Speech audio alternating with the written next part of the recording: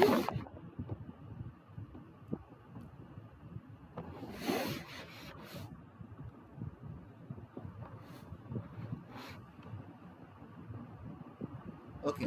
so hello and welcome everyone to the week 4 live session. So we have only few members. So those who do not know me, I am Srijan Sen from IIT Kharagpur. Today I will be taking your week 4 live session on the course Fundamentals of Protein Chemistry, which is being taught by Professor Shagota Dasgupta of IIT Kharagpur. Okay, so I will be sharing my slides with you all. So like the way I usually go, it's I will be discussing the lectures first in brief, and then we will have a few question and answers to solve for you guys. Okay, so right then.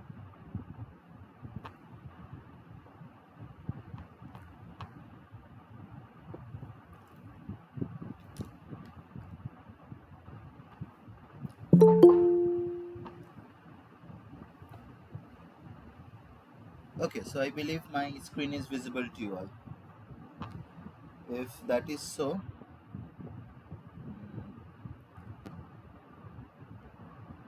then yeah, we can proceed. Right.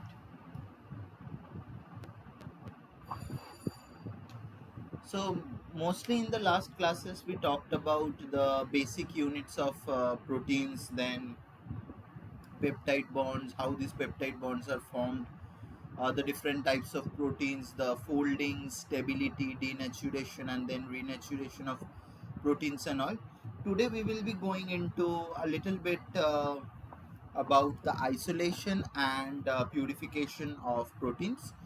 So in this class we will learn about how we can produce proteins in bacteria and then or in any kind of expression system, and after that from when we have isolated the proteins from how we are growing these proteins in these expression systems, what are the conditions and all, little bit about that we will get to know. And then when we are isolating it from different expression systems, we have to purify them at the end of the day, because what we need is a pure protein of our interest, because whenever we are growing it in a particular expression strain, there will be other unimportant materials or proteins or small molecules, salts, ions, or we do not need all of those. We need our pure protein. So our today's class is protein isolation and purification. Right, so how can we isolate proteins? Usually isolation of proteins occurs from two basic sources. One is the natural source, the other one is recombinant proteins expressed from the different expression sources. Now in the natural sources, like we all know, there can be some whole organism. We can get the proteins from whole organisms if the protein is expressed in an entire organism, like a drosophila or like some mammals and all. Then there are some tissues, embryos, tissue cell, culture cells, microorganisms. So these are the natural sources from where proteins can be isolated. The other part of it is the recombinant protein that is expressed from different expression systems like the microorganisms, fungi, bacteria, plants, mammalian cell systems, whole animal production systems, and then there are different insect systems as well, from where we can recombinantly express and purify our proteins. So the general strategy behind this protein purification lies upon the production of proteins inside the cells, where we have the tissues and the microorganisms. Inside these tissues and of the microorganisms, we need to disrupt them and fractionate them, and further fractionation we can get our protein of interest. Like it basically, it's like you have a protein expressing within a particular system or a particular organism, so you have to break open the particular organism and you have to bring out everything. Now that everything will have your protein and also some other unwanted materials that is not important for you all, and then From there you have to actually isolate and purify your protein. So in the isolation of protein, you can use the solubility. Can just solubilize your protein, and just by salting out, you are removing your protein from the other unimportant materials. So your protein gets isolated. Maybe it goes into the pellet, whereas the other things remains in the supernatant. You give a hard centrifugation, and then you take the pellet, dissolve it in some kinds of a buffer system and all, and proceed with different kinds of chromatography to purify your protein. Because also in that particular pellet, there probably can be a lot of other ingredients. The other thing is just the vice versa of it, where you have the the protein can be in the supernatant, whereas the other materials just goes out in the pellet. But even in the soluble fraction, there can be so many different things. So from there you have to also purify. You give a hard spin to that particular solution of supernatant and pellet, the entire thing, the pellet just goes out, and you take the supernatant and finally go for a chromatographic strategy to purify your protein. Now, what are the different chromatographic strategies you can basically use? The very simple one lies in the uh, you can say the affinity chromatography, which we do using the nickel NTA, the talon beads and all, where you have the cobalt nickel ions that play a very active role in binding to the different amino acids or the side chains of the different amino acids, and it helps to purify. That's a very simple strategy, or a very common strategy, I would say. Then you have the different like if you want to purify your proteins according to the size or mass, you have the size exclusion.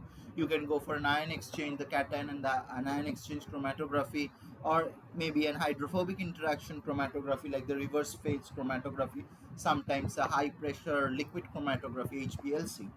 So different compounds you want to purify will have different ways of purification, different methods needs to be used for it. So we will be talking the details later on. Okay. Now so like I was telling, like if you want to selectively precipitate your protein, you need to just alter around or play around with the ionic solvents. Like upon increasing the salt to an extreme level, or decreasing the salt to a very low level, like say maybe the let us consider an extreme of a condition, maybe 5 millimolar of phosphate, and you do not have any NaCl in the solution. So what happens in 5 molar phosphate, or maybe a 10 millimolar phosphate, most of the proteins might be in a soluble fraction, but your protein might just go out of the solution. And so that is selectively precipitating out. Or the other thing is like you are increasing the ionic strength or playing around with the pi. Now we all know that when pi is very equal to the isoelectric point of the particular protein, which we can get from so many bioinformatic tools that are available today. So we can take the pi, we can get the buffer to that particular pi, the pH of the buffer to that particular pi, and we can just selectively precipitate out our protein. So there are different methods. The other one is like the use of organic solvents, then molecular crowding agents like polyethylene glycol and all that. So this is a way of just selectively precipitating out your protein. So what we need is a pure protein. How we are getting it, that is not very important to us, but we need to know how we are actually, or how we can actually selectively precipitate out and at the end of the day purify our protein. So like the ionic strength or the salt fractionation, we all know, or we understand that it is like a very um, so the curve basically looks like this, where you have solubility versus the salt concentration. So at very low salt concentration, even the protein precipitates out, that is called salting in. Or at very high concentrations, where there is too much of salts, where the interaction of the ions with the water molecules increases a lot, and that leads to the salting out. So the proteins do not get the ability to interact with the external solvent or the water molecules, and there's a salt out. So salting in is a process where the mild increase in salt concentrations or low ionic strength, so the solubility increases, and that is salting in. And the other one is salting out, where you have an increased concentration of salt, and That leads to decrease in solubility as the ionic strength increases and your protein precipitates out, right? And there is an optimum solubility range where the protein remains in the soluble fraction, where when you go to the other halves or the extremes of the protein, it simply gets out of the solvent. Now there are some ions that are more effective than others in affecting the protein solubility, which we know as the Hofmeister series. So you see there is a sorry, just yeah. So if you can see over here that we have a few ions given over here, and they are arranged according to their decreasing or increasing salting out ability and their stabilizing ability. Like for example, if you want to salt out your proteins, let's imagine if you want to salt out some particular protein, you can be using an ammonium uh, as the positively charged ion. So ammonium, potassium, maybe little bit of sodium. So salting out means also stabilizing. So we need to come to a very optimum position or an ideal position, like maybe use of sodium is the best case scenario. So you, if you have seen or made buffers probably in your labs and all, so you might be knowing that most of the proteins are usually kept in a phosphate trace or maybe a Hippus buffer, and along with that you keep NaCl, right? Most of the time it's a commonly used salt NaCl. It's because of its ability to not go into the extremes of stabilization or the extreme of just salting out your protein. But when you increase the amount of NaCl, it actually leads to precipitation of the protein. On the other hand, if you see the green arrow where we have the uh, some negatively charged ions that are responsible for the denaturation of the protein or salting in of the protein, you might be finding that there are so many sulfates, there is chlorides, acetates, then iodides, and so on. So if you know the name of that particular salt as guanidinium hydrochloride, guanidinium hydrochloride, so this is a chemical or which we usually use for denaturing of protein. So it basically unfolds your protein. So you see over here you have the guanidinium. Okay, so accordingly that thing works. So you have to use the salts or the ionic concentrations based on what you want your protein to be in, or what you want to actually do around with your protein. So the mode of action is a high concentration of small highly charged ions such as ammonium sulfate compete with the proteins to interact with the water molecules, and when the water is removed from the protein, the solubility decreases, resulting in precipitation. So that is basically a very simple mode of action. Now whatever is happening to our protein is just either inside the cell or outside the cell. Whatever we are doing around with, or whatever we are playing around with the protein is the entire solution, and the solution will have your cells, your broken cells, your protein, your own protein. There will be so many of express proteins that will also be expressing side by side. We need to separate our protein from something else, and one beautiful strategy that we have is centrifugation. So centrifugation is like you have a rotor present over here. There is the cell fractions, and so these centrifuges can be of different types, like a fixed angle rotor or a swinging arm rotor. So when you are rotating it, it happens to be like this, and a fixed angle rotor will have all the pellets and the sides, but a swinging rotor will have it at the bottom. So this is a more preferred method. But what is the strategy? It's like it's separating the different sized fragments. So you have different fragments inside or outside the cell, and you are separating them based on their size, because you have the speed of the centrifuge in your control. So based on what type of centrifugation you are doing, based on that you are actually separating out the fragments. So there are many cell fractions are done in a second type of rotor, that's the swinging arm. The metal buckets that hold the tubes are free to swing outwards as the rotor turns, and you see the supernatant has small and less dense materials. and the pellet has larger or bigger sized materials which can also be a lot more dense. Now, just because proteins are mostly expressed inside the cells, we need to understand like how can we isolate our protein from the different other fragments. Like there are different speeds at which we can actually carry out our centrifugation to separate it out. Like for a low cell, so you have a cell homogenate present over here, and upon low speed centrifugation, what happens is that only the whole cells nuclei cytoskeletons goes into the pellet, the other things remains in the supernatant. So you take the supernatant, give it another so again, if you're giving a low speed centrifugation, nothing happens because the pellet is already out. Now when you go for a medium speed centrifugation, you can just eliminate out the mitochondria, lysozymes or peroxisomes. What do I mean by eliminating is not just that you throw it out. If you require a mitochondrial lysosome or a peroxisome and you are working with it, then you have to actually keep these pellets, because these materials will or this pellet will have your desired materials. It is just like what is the thing that you require. So based on that, like for example, if you're requiring mitochondria from your cell, what you would actually need to do a low speed centrifugation first. Why am I saying it? Because the moment when you go for a medium speed centrifugation at the first go, your whole cells, nuclei, cytoskeletons, everything will be there. But when you are removing them in the first try and then going for that, then probably the number of unwanted materials like the lysosomes and the peroxisomes probably are will be the only contaminants over there, and then you can separate them out by different other strategies.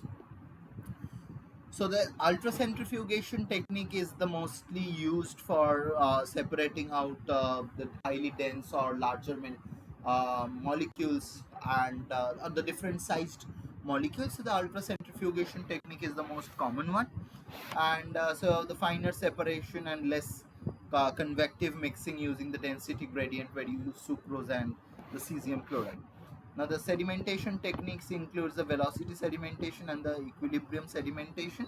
So sedimentation occurs via the force. So there are different types of forces or interactions that are occurring: the centrifugal force, the buoyant force, you have the friction and the diffusion. So centrifugal forces acts, is mostly dependent on the angular velocity measured in radians per second, the distance from the original rotor axis, and the molecular mass of the um, material that is present in the whatever you are actually centrifuging.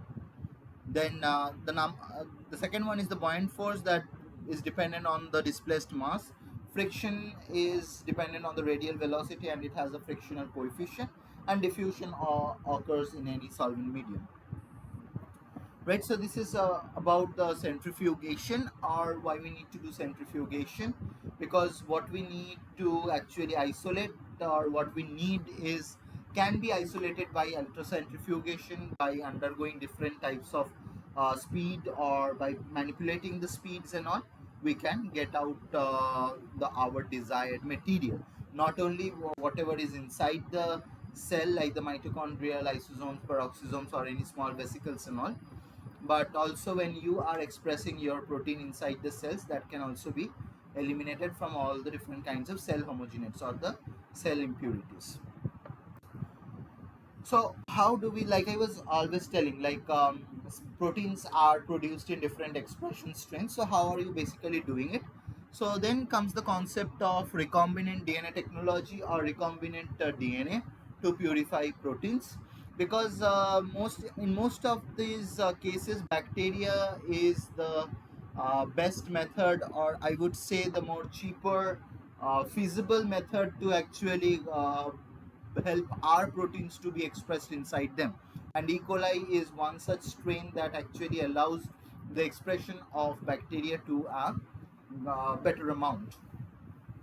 So how do we do it? So here comes the concept of cloning. So if you all might know, so there is a DNA fragment which you are amplifying via the polymerase chain reaction. That's some kind of a reaction we need not worry about that. So what we are doing, we are increasing the number of DNA, or we are increasing that amount of DNA that we actually require our protein to be of. Like we all know that, for example, for a protein of 100 amino acids, it will have 300 base pairs. So we clone the region of 300 base pairs. So the 300 base pair DNA template or the DNA sequence will be in multiple copies, and that we insert inside a particular vector and undergo ligation. So after the ligation, the insert is inserted into the vector, and we get a complete recombinant DNA plasmid that we see over here. Next, what we do, we go for a bacterial transformation. So what is transformation? Transformation is just inserting the inserting the plasmid inside a bacteria. So there are multiple bacteria in this. So there can be multiple bacteria and there can be multiple plasmids, but one bacteria can take up only one plasmid. And then we grow it inside in some different antibiotic conditions, considering that our plasmid will have that resistant gene. And finally we get colonies, and we pick up the colonies and go for a sequencing and then for the protein expression. So there are different appropriate conditions that allows our cells to, or that allows our protein to grow. We need to optimize and figure out what are the actual conditions through which we can express our protein. So what happens after we go for a transformation? We give culture from the colonies, considering that that particular bacteria will have a desired plasmid, and then we grow it in different growth conditions and induce it with different inducible promoters, and then or inducers, and then we grow the cell for say 5 hours, 7 hours, sometimes 12, 16 hours, something like that, and then we harvest the cells. So the different expression vectors that we can use, like for a prokaryotic expression vector we have bacteria. There are different E. coli strains that are available. For a eukaryotic expression vector we have yeast, virus, mammalian cells, and there are also different host systems like the bacteria, the E. coli. And for eukaryotic there is Cerevisiae with their insect cells, then embryonic kidney cells and all. So how does this protein expression occur? Like I was telling you, the inducer. So we need to induce the protein expression, because if we are not, if there is no inducer available, or there is no site that can restrict the expression of the protein, then the expression will continue forever and there will be no control in our hand. So what happens, like after the transformation we get the colonies, we pick up these colonies and inoculate in the fresh medium. After the density of these cells or the growth in these cells have reached around zero point 0.4 to zero point 0.8 OD, then we induce it with IPTG and let it grow for our desired time, like 5 to 7 hours or something like that, and then we harvest the cells. So like the most important step over here is the addition of IPTG to induce protein expression. So IPTG is an inducer. It's a mimic of allolactose, a lactose metabolite, and it does not take part in any of the metabolic pathway. It triggers the transcription in the lac operon. And what happens over there? So we all know that in the promoter side there is a inhibitor, that a tetrameric inhibitor that sits over there. So IPTG being a mimic of an allolactose, it binds to these inhibitors or protectors of this promoter site, and then the um, T7 polymerase goes and the RNA polymerase goes and sits over there, and that allows for the protein expression. So purification of proteins can be like differential centrifugation, differential salt precipitation, differential solvent precipitation, preparative electrophoresis, and column chromatography. Okay, so we will go into the purification part, but till this much, if you have any questions, you can just tell me. If you have any questions up to this portion, the isolation of proteins part. because the next part will be the purification. Any questions, any doubts?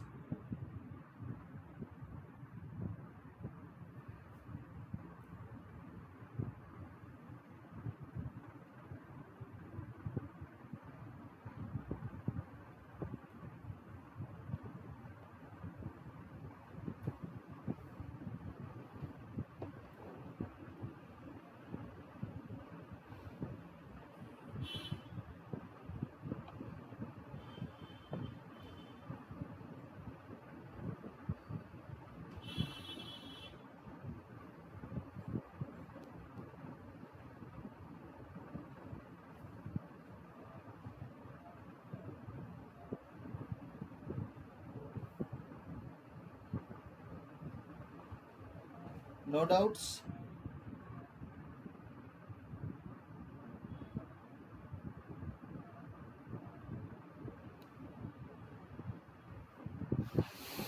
So I'm good to proceed with the second portion.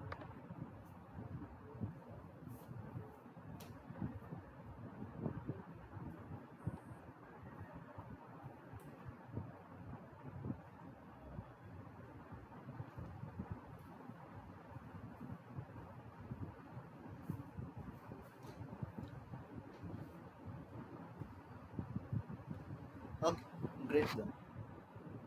I hope there are no questions, or maybe if you have any, you can ask me after I end the second portion then. Okay. So differential centrifug. Now we are getting into the purification of proteins. So the differential centrifugation, I showed it before, like the separation of proteins or any material on the basis of the size, mass, and density. So it's a function of the size of the protein and the speed of the centrifugation, and it gives us a rough separation. It is basically fractioning based on what the size of the protein, the size, mass, and the density. Like if you're giving a small centrifuge fugation, you can only get the lysozymes, the membrane fragments, and something like that. Now when you are centrifuging at the different when you're increasing the speed a bit, you get the nuclear sediments. Upon increasing more, you get mitochondria, lysozymes, peroxisome sediments. Then at very high speed, you get the ribosomes, and only the cytosol basically remains over there after everything just goes out. So if you need to maybe isolate the ribosomes, you give first a centrifugation of 10,000 G. Okay, so that's the unit of centrifugation. Sometimes it's measured in RPM, RCF, but let us assume G, that is gravity for the time being. So give a centrifuge at 10,000 or 1 lakhs G, and separate out the unnecessary materials, and then maybe a centrifugation at 2 lakh G will help you get the ribosome sediment. The other one is dialysis. So dialysis, so in at the start of dialysis, what happens, you have all the entire of the cell homogenate, the small molecules over there. So so it is like a packet. Okay, so this packet is basically, this has different size holes, and that is known as the filter or the molecular cutoff. So if you have molecules are ranging from size maybe 100 daltons to 100 kilodaltons, and this packet or this membrane has a cutoff size of say 10 kilodaltons. So all the molecules that are below the size of, below or around equal to the size of 10 kilodaltons will just go out into the solvent, and only the bigger particles will remain. But so this entire principle is based on osmotic pressure. It allows you to get rid of most of these salts. But one problem over here is, or one drawback of dialysis, it's impossible to remove the salts or the small ions completely. Why? Because it's based on osmotic pressure. That means there is an equilibrium between the solvent and whatever is inside the membrane, the inside material and the outside solvent. So the moment when it reaches an equilibrium, which is never a complete zero inside, So at that particular equilibrium point, the entire process stops. So then probably you have to go for a second round of dialysis with a fresh amount of solvent, but dialysis can never be complete. Like for example, if you have say 100 millimolar of NaCl in your inside the dialysis membrane, and outside you have simple water, you can only go as low as a 50 millimolar of NaCl, depending on the amount of what you have or something like that. So mostly what so how can we actually do that, or decrease that 50 millimolar of NaCl to actually below 5 or below 3 or a negligible amount? So this amount of solvent is taken around, say like if you have 10 ml of solution over here, the amount of solvent you can take is like 1 liter or maybe 2 liters will actually help you more. But whatever it is impossible to remove the salts.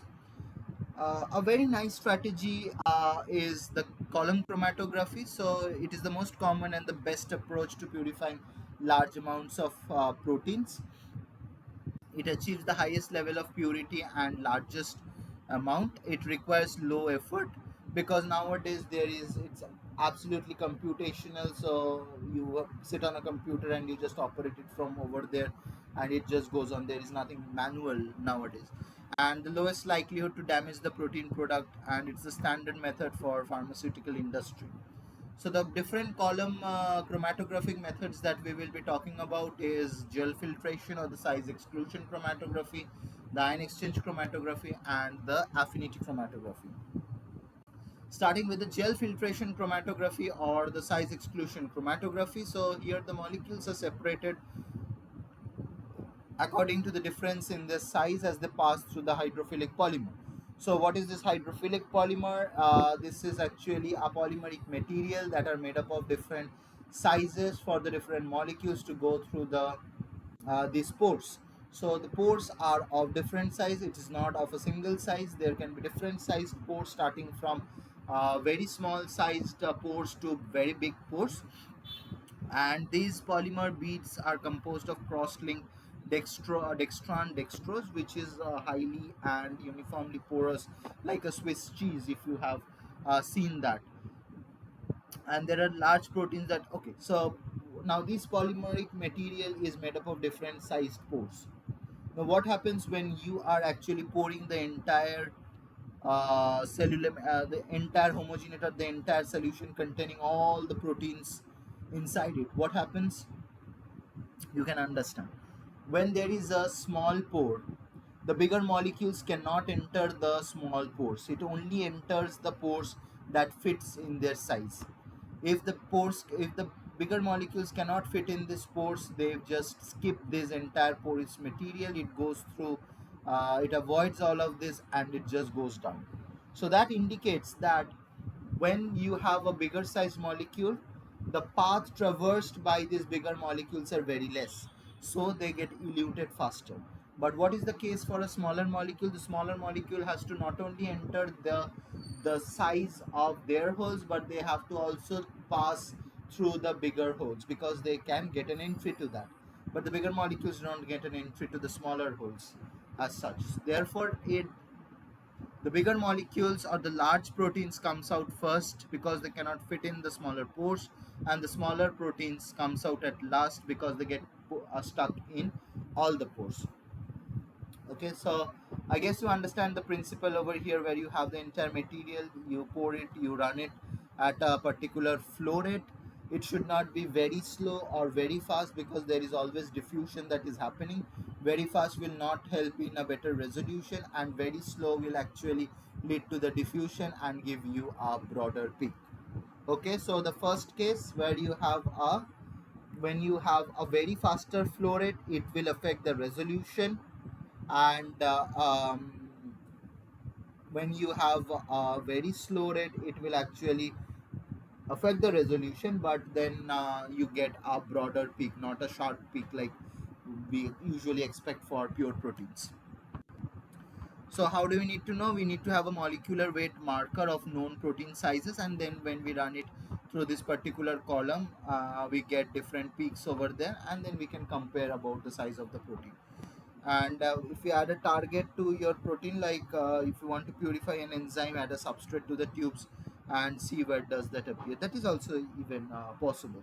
But most of the time what we do, we track it using absorbance at 280 nanometers. You have a protein, you have so many tryptophans, tyrosines, and that if you have a bigger protein molecule, you just track it using the absorbance at 280. You know where your protein is actually coming, and if you're aware of the size of the protein, then that's absolutely fine, or on an HDS page you will get an idea.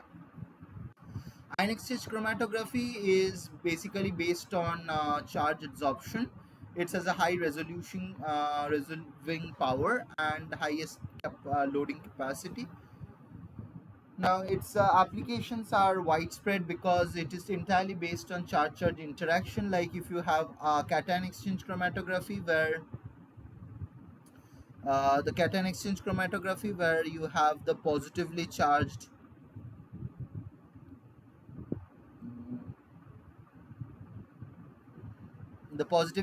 bead. So this is actually an anion chromatography.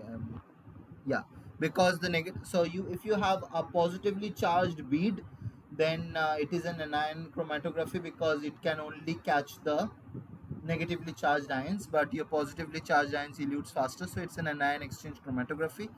And when you have the negatively charged beads met above, then like a CM or something like that, then what happens, you have only the cations that are binding to these columns, and the similarly charged molecules just goes out. So it is like you are using a buffer of a particular pH. Now when the pH, we know that when the pH is less than the pi, it is actually positively charged. When the pH is actually more than the pi, it is negatively charged. So based on that, the charge on the particular proteins are decided, and you can isolate them. But what you need to keep in mind, like if you have a positively charged bead, or the stationary material is made up of positive charges, you can separate only the negatively charged. So it's an anion exchange chromatography, and if you have a negatively charged bead, then you can only capture the cation, so it's like a cation exchange chromatography. The affinity chromatography is much simpler, and it's specifically you can purify it. So like it's an absorptive separation in which the molecules to be purified specifically and reversibly binds, absorbs to the complementary binding substrate, that is the ligand, immobilized to the insoluble support. And here the purification is 1,000 times better from a single step. And I have also experienced that, like if you're going for a nickel NTA chromatography, where you have the nickel ions to which so the 6 tag histidine is required for the purification of your protein over there. So it forms a tetrameric structure with the nickel ions, and it just goes and binds over there. You're only the protein that has that particular 6x his tag will only go and bind over there. The other proteins just absolutely it's eliminated. Okay, so that is why it does, because there is a specific binding. Not all proteins can go and bind, or not all proteins can just get eluted out. So that is the beauty of specific purification, and you get a very good purification just from this affinity chromatography. Now also there are other methods like isoelectric focusing, where you are separating them based on their PI values, because it's an isoelectric point, so isoelectric focusing. So at a higher pH, you see that most of them will be uh, you have a gradient from a lower pH to a higher pH. At lower pH, if they're positively charged, and at a higher pH they are negatively charged, then they are separated. So the negatively charged molecules will go to the positive side, and the positively charged molecules will go to the negative side, and based on that you can separate them out. Now it is very difficult also to separate them based on isoelectric focusing, because there can be multiple molecules of similar charges, having similar charges. So how do you separate out them? So based on that, you can combine it with polyacrylamide gel electrophoresis, or a page. In short, we call it page.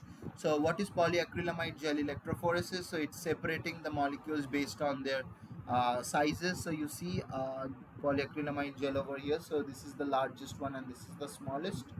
So if you know about electrophoresis, you have a current, you have a voltage passing through the gel. So the gel acts as the resistance over there.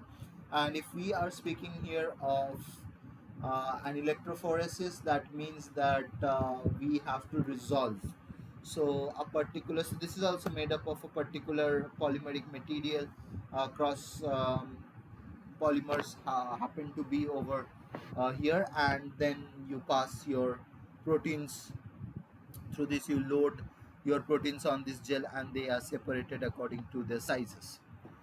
The 2D page is basically a mixture of isoelectric focusing and the SDS page. So you get a image like this. So first what you do, you first go for an isoelectric focusing where all the molecules are separated based on their charges. Now you see there are multiple molecules over here.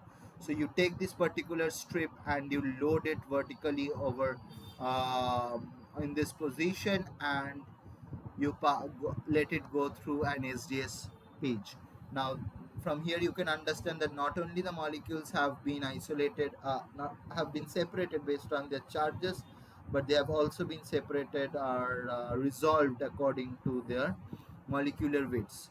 And then you stain it, you get different points, and from there you can tell what is the size of the protein and what can be the probable pi of that particular amino or that particular protein of your interest.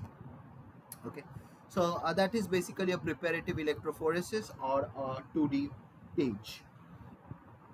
Okay, so yeah, I have nothing more to discuss about protein isolation and purification. If you have any questions, you can ask me.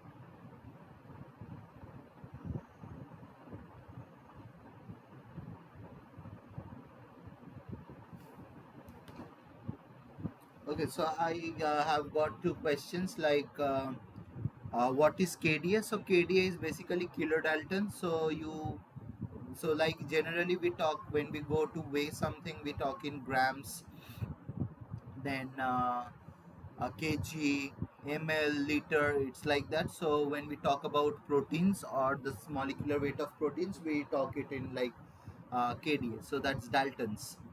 So KDA is kilodaltons. The other question is what is the difference between sedimentation and precipitation? So both the process is like separating out of solid material from the liquid material. but there is a very slight difference or a fine line between precipitation and sedimentation.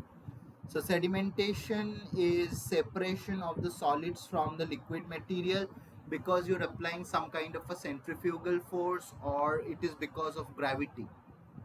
Okay, so that is centrifugation, where you are applying an external centrifugal force to separate out the solids from the liquids. But precipitation, like we talk about precipitation of proteins in a biological concept, so it is basically like whether you treat it with a particular solution or organic solvent or some kinds of ionic material and all. So there is a chemical change that is occurring in the particular protein. So you are changing the characteristics of the protein to actually get it out. Like there is an external force. If there is an external force like a centrifugal force or gravity and something, that is sedimentation. But if you're applying an internal force to separate only your protein, or maybe adding some kinds of chemicals and also you internally changing the property of the particular protein and all, then that is actually precipitation. I'm speaking from the biological point of view, right? Is it clear?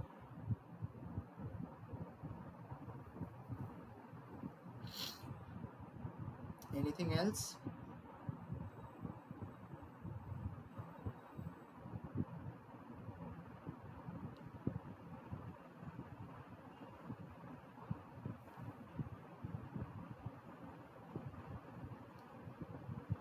Okay, so if I think that if people do not have questions, I can go ahead with the exercises or the practice problems. So I believe you all would be very um, interactive with me. Like for identification and for separation. So you see, like uh, it depends actually how you want to separate your protein. So like for identification, just only simply for identification, there are various methods. You can go for a SDS page. You run it in a SDS page and you check the molecular weight of the protein. If you have any idea about the molecular weight of the protein, you can easily catch whether that is your protein of interest or not.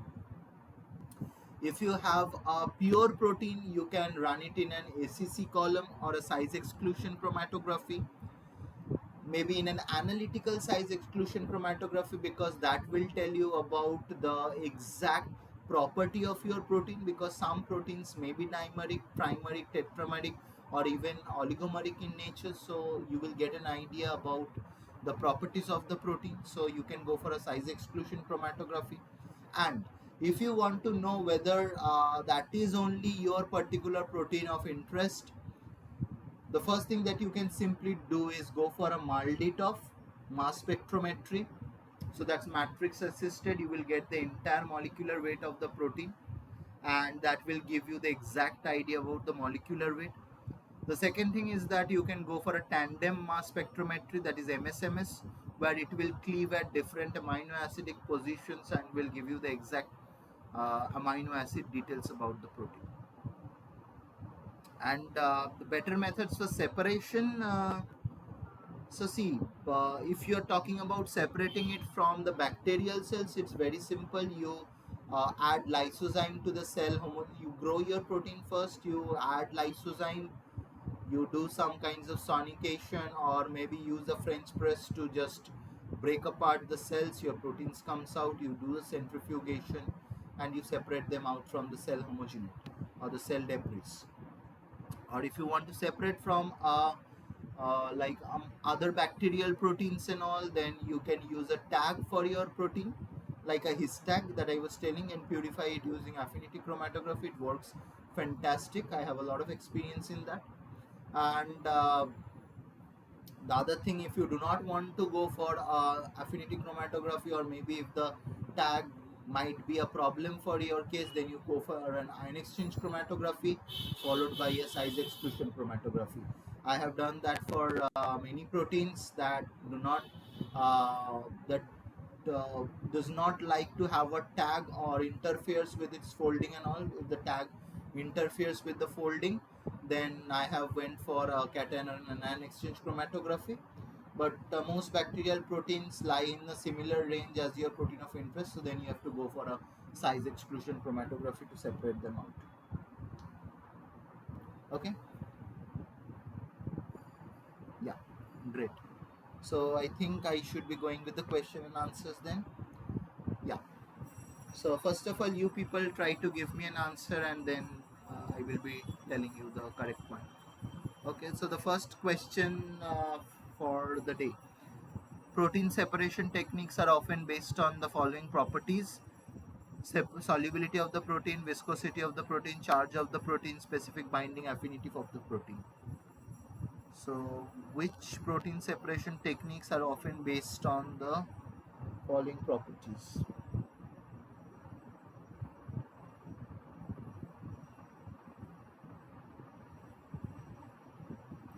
All of you try to give me an answer.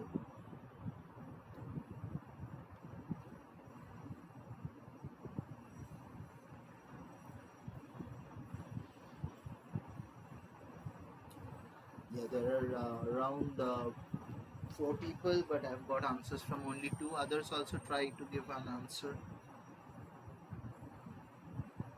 It's not a problem if you're giving a wrong answer, but you might be. So that's fine. Okay. C. I've got two answers, and that is C. That is 1, 3, and 4. That is absolutely correct, because protein separation depends on the solubility of the protein. There is no mention about the viscosity of the protein does not go with the protein separation methods.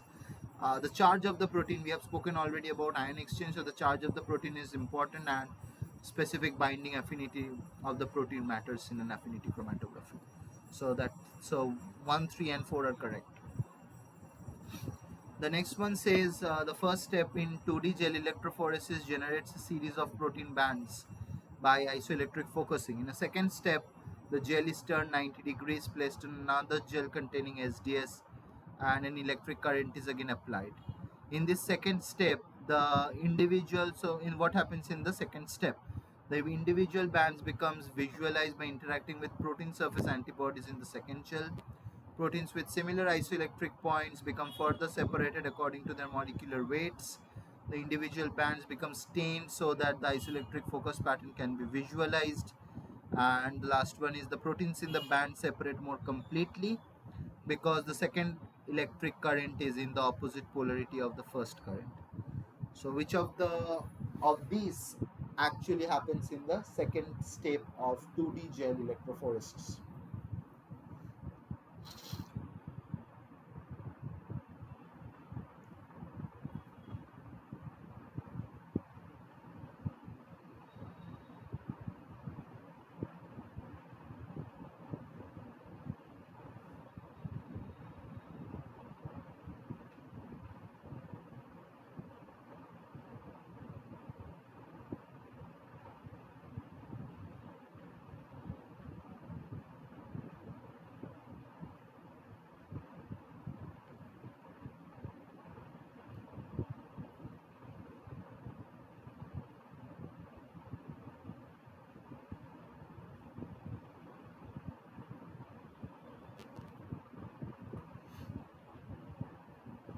No, nothing.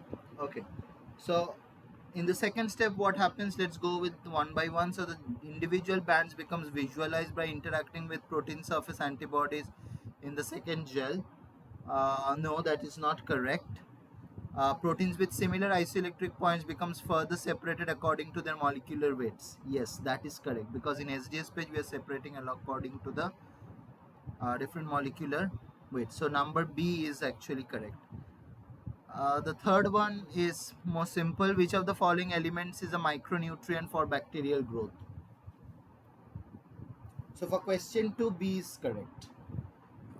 Question 3, micronutrient for bacterial growth.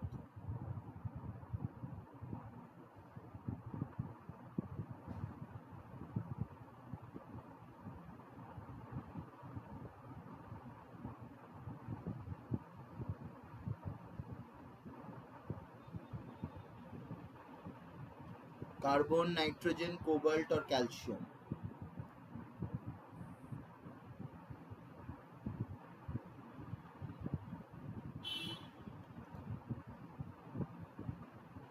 Yeah, we all know that carbon, nitrogen, and calcium are very, very important.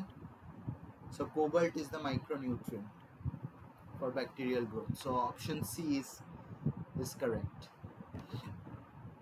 Okay, let's go to question number 4, which says you know that the protein you want to purify from a natural source forms a multimer with multiple subunits, giving a molecular weight in solution much bigger than visualized on an SDS page.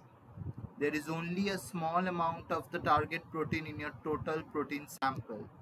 Which of the following appropriate purification strategy? So try to read the question, break it up in different parts, because these are the type of questions you will be getting in different exams. So you know about your protein, you have isolated it, you know it is a multimer. There are different subunits, so it means that there are different sized subunits that are present, and you have to isolate it. So whatever you're observing in an SDS page, the actual size of the protein is much bigger, and there is only a small amount of target protein in the total protein sample. How are you going to separate it out? What would be your strategy?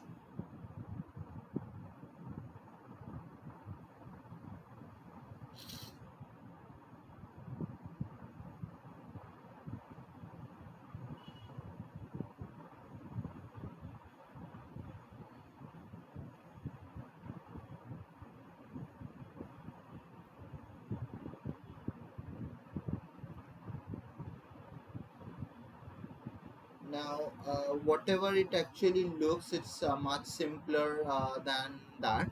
Okay, I have got two answers. That is good that people are trying. Now, when you go through this question, what you can only understand is that it is a multimer, and there are multiple subunits associated with it. So there can be a multimer and or multiple small fragments giving a multimeric state, and only a small amount of target protein is there. So you have no idea about whether this protein has a particular tag or not, or whether your protein uh, or what is actually the charge and pi of your protein of interest. So what you can do is just simply add size exclusion chromatography. Because your size exclusion chromatography, different sizes you separate according to the size. The bigger multimers will just go out in the first few runs, in the first early stage, and where the target protein is there, it will come out much later because it's smaller in size. So size exclusion chromatography is the correct answer, option C. Okay. Which of the following statements is or are correct? Soluble proteins have higher density, lower sedimentation coefficient. Nuclei have lower density and higher sedimentation coefficient. RNAs have lower density and higher sedimentation coefficient. Mitochondria has higher density and lower sedimentation coefficient. So try to remember the ultracentrifugation slide. Probably you can give me an answer to this.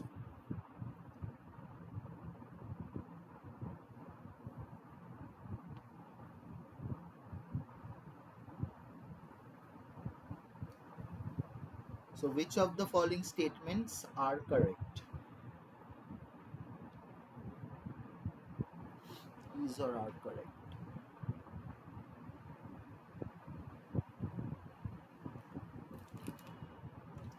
Like if you have idea about the following cell organelles, you can give an answer like in a click.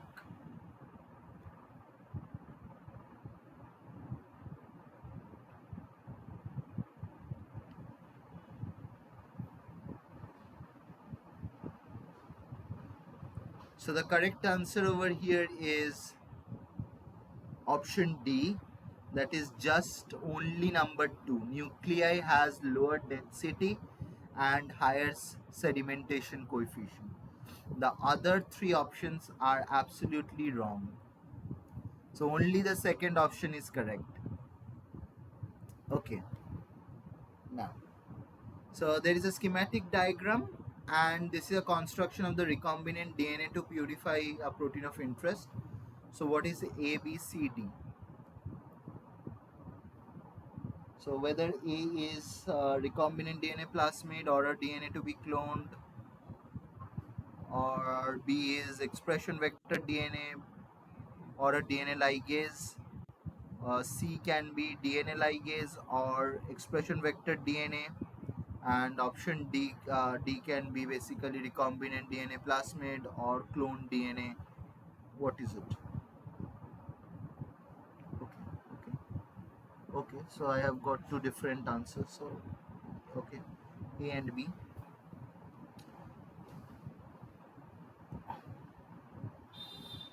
So you see, if you remember that there was a slide where I showed about and I spoke about molecular cloning, where you have the DNA to be cloned.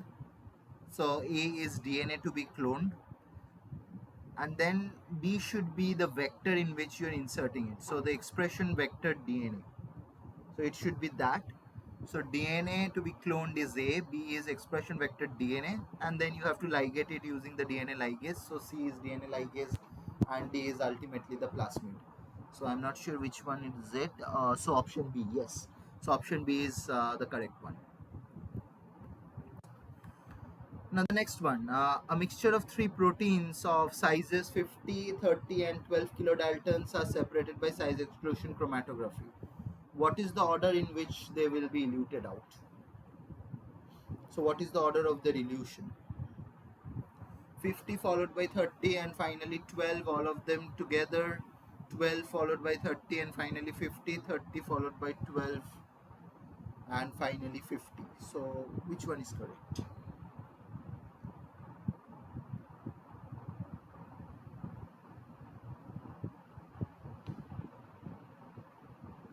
Yeah, so A is the correct option. I'm not going into the explanation because we all know bigger molecules comes out first and the smaller molecules comes out at the last in size exclusion chromatography. The next one is IPTG is added to a bacterial culture medium to induce the protein expression. Which of the following is not true about IPTG?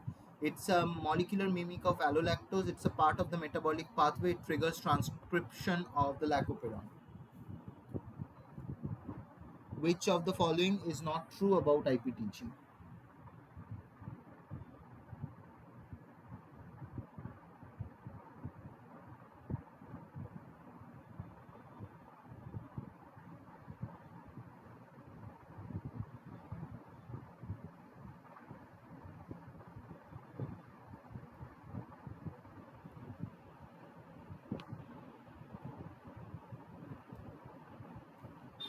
So I have spoken about this in the IPTG slide or the protein expression slide.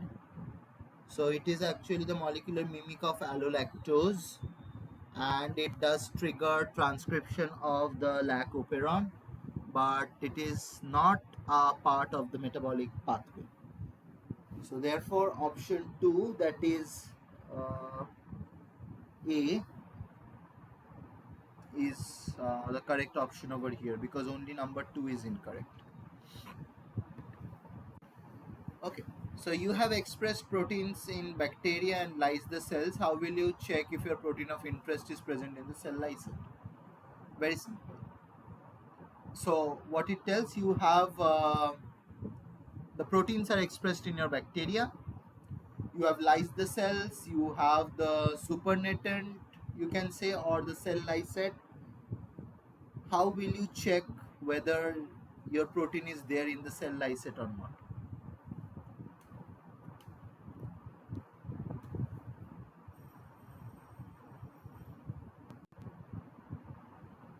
So it says if your protein of interest is there in the cell lysate or not.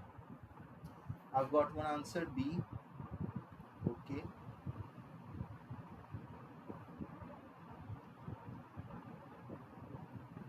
analyze the lysate by SDS.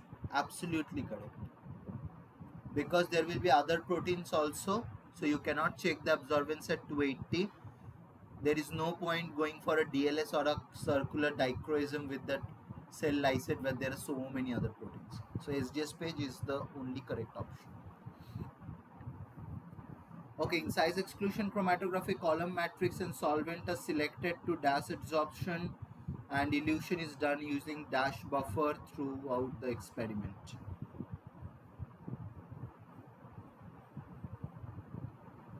So the column matrix and solvent are selected to minimize or maximize the adsorption, and elution is done using different or the same buffer.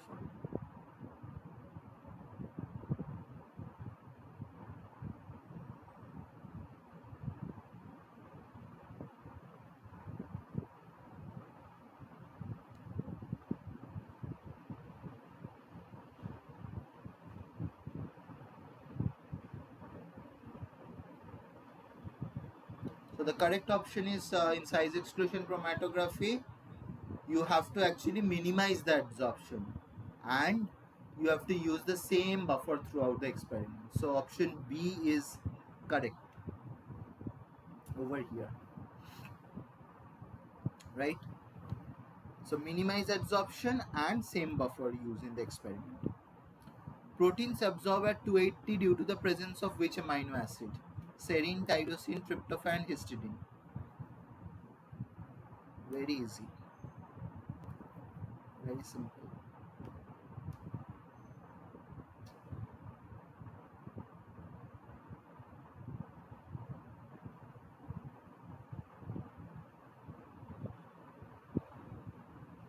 E. Okay, proteins absorb at 280 nanometer due to the presence of which amino acid? Option A, you are telling. There can be only 3 amino acids that actually are responsible for the absorption of a protein.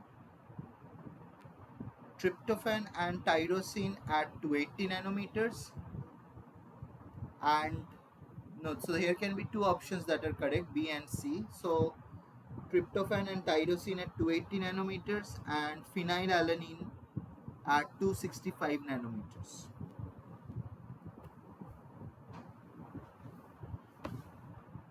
Okay, the next one. Which of the following statements is or are correct? In dialysis, molecules diffuse through the semi-permeable membrane if smaller than pore size. Dialysis is used to remove low molecular weight compounds. In ultracentrifugation, molecules migrate through a semi-permeable membrane under pressure. Ultracentrifugation can be used for crude size fractionation and buffer exchange.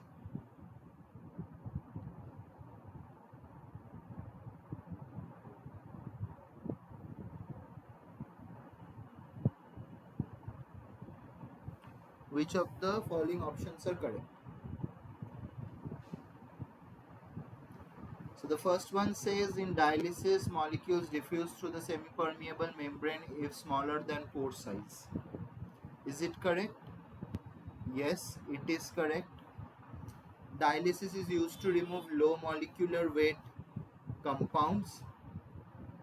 That is also correct. In ultracentrifugation, molecules migrate through a semi-permeable membrane under pressure. Yes, that is also the correct option. And ultracentrifugation can be used for crude size fractionation and buffer exchange. No, that is not correct. You cannot go for a buffer exchange using ultracentrifugation or ultrafiltration. So the first one is ultrafiltration. Yes, that is right. The second one, ultracentrifiltration, can be used for size fractionation and buffer exchange. No, that is not possible. So option A is the correct one over here. The next question says, for salting out of proteins, which of the following salts is commonly used? Sodium chloride, calcium chloride, ammonium sulfate, magnesium chloride.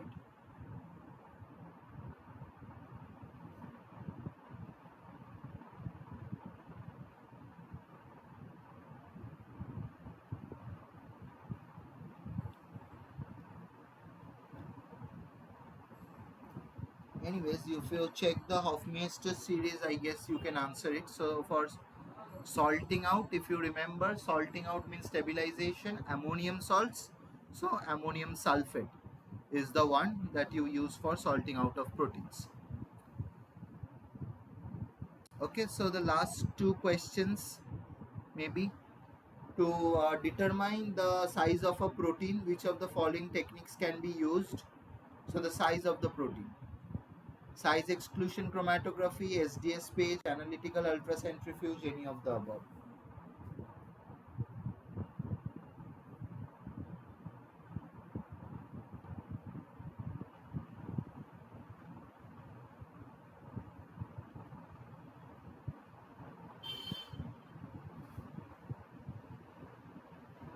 Yes, that is correct. All any of the above can be used for determining the size of the protein.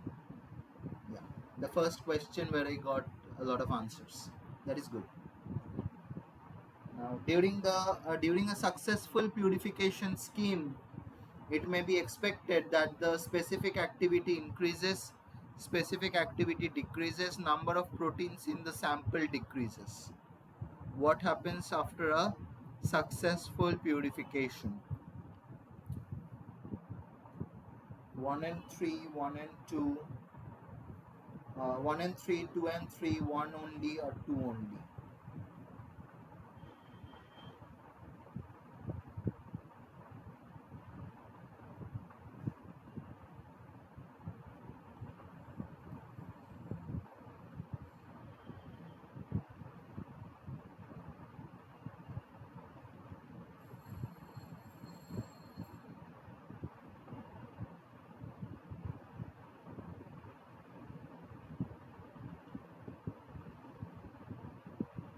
Oh wow, I have got three different answers.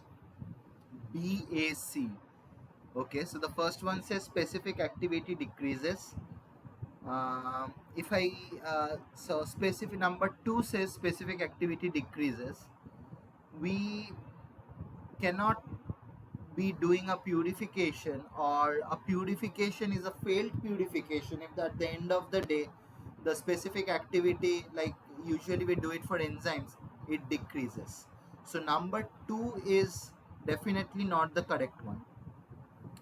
So B and D cannot be correct. Now, number of proteins in the sample decreases. That is absolutely true, because in a purification, you are actually separating out multiple proteins, or your protein of interest, from multiple proteins. So, number three is correct. And definitely, number one is also correct, because the specific activity has to increase. After all, we are doing a purification because we want the specific activity to increase actually. So 1 and 3 is correct. So option A is the correct one over here. Okay. So yeah, I am done from my side. If you have any doubts or something, you can ask me. Otherwise, I am done from my portion.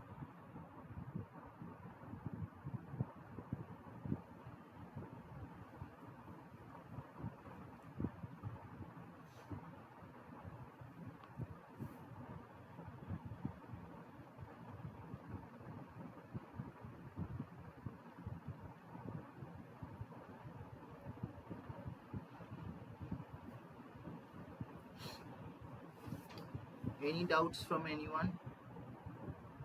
Okay. So the 2D SDS page.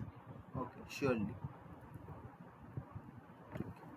So what is happening? So first you understand about isoelectric focusing first. So isoelectric focusing is separation of proteins based on their isoelectric points. So how does this principle work? You have a buffer, say, of pH 7. Let us take a simple scenario. You have a buffer of pH 7.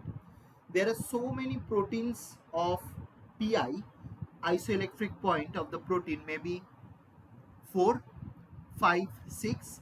There are so many proteins that can have PIs like 8, 9, 10. Okay. So when the pH of the okay, let me think in this manner. If the pi of the protein is more than the pH, or in other words, when the pH is less than the pi, the molecules remain in the positive form, or a positively charged protein. It's a positively charged protein. The vice versa case is when the pH of the buffer is more than the pi, then the amino acids are actually negatively charged. So pi less than pH means the proteins are negatively charged. It will move towards the positively charged side. And when the proteins are positively charged, that is for higher pIs, then it will move towards the negative side. So based on that, the proteins, when you pass current through this particular slip or this particular membrane, there will be amino acids that will move towards the positive side, or the cathode, and there will be some amino acids that will move towards the negative side, or the anode. Or maybe what I've said is just the opposite, like cathode and anode. So the negatively charged proteins moves towards the positive side, and the positively charged proteins moves towards the negative side. Now what you do, you take this particular membrane and you put it in an SDS page. So I guess you understand how the SDS page works. So if that is so, you take that particular membrane and you just rotate it 90 degrees and you place it over here, right? Now you pass electric current through it. Now what happens? So these are the different proteins of similar PIs.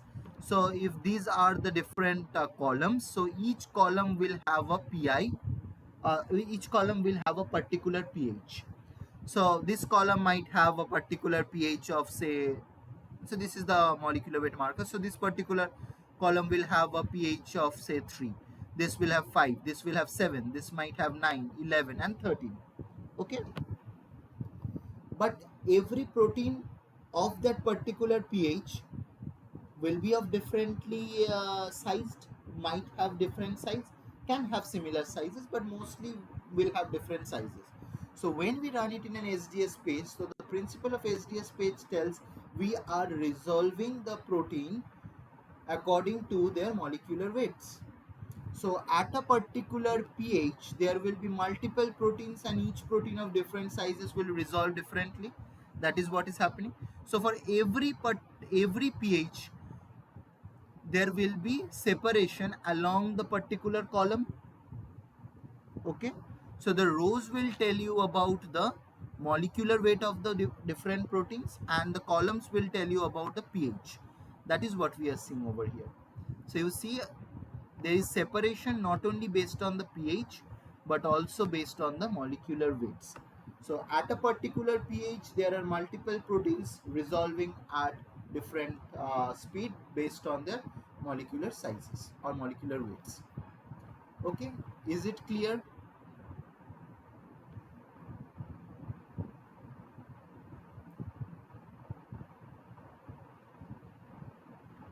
Yeah.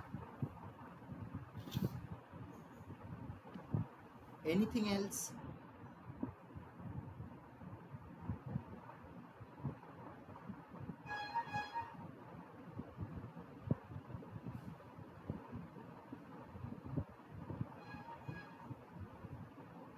Okay, so I guess you people are going through these lectures when the NPTEL team shares with you. Go through the question and answers, the type of question and answers, because most of them are previous year questions or have come in different competitive exams. So go through the questions or the pattern of the questions as to how the questions are set up, because you will be requiring at the end of this course if you're giving the exam. So you will be and similar type of questions will only be there is not going to be very different questions, very similar type questions, maybe some little bit here and there. Okay, so just go through the questions, go through the lectures. If you have any doubts, ask me. Even if you're not asking in the class, maybe in the next week, these lectures are being recorded, will be uploaded in YouTube, will be shared with you by the NPTEL team. So just go through them, and you can even ask me if you have any doubts in the next class. Not a big deal. Okay, so if you have no questions, thank you for joining, and again we will meet in the next week then at 6 o'clock, next Friday 6 o'clock. Okay, okay, thank you.